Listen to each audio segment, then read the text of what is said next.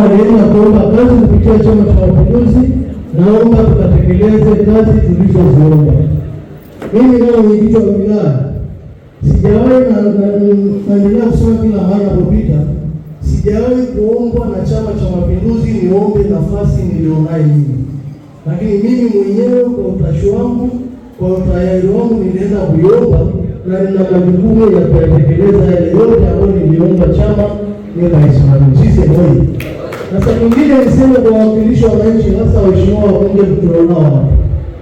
Ningependa sana matatizo haya ya wananchi tunayasikia ndani ya vikao vya chama, tuwaone ndani ya vikao husika bunge, mkiasemea kule itakuwa ni vizuri zaidi, na kule sheria ndiko unapotungwa na kutekelezwa ili matatizo ya wananchi yakashughulikiwe kwa wakati.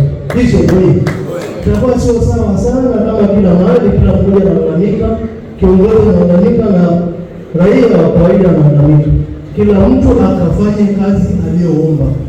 Waheshimiwa wabunge, nendeni mkafanye kazi zenu, mkatuwakilishe kwenye vikao husika vya bunge. Sisi moja. Baada ya kusema machache, basi niseme kikao chetu tunafunga rasmi.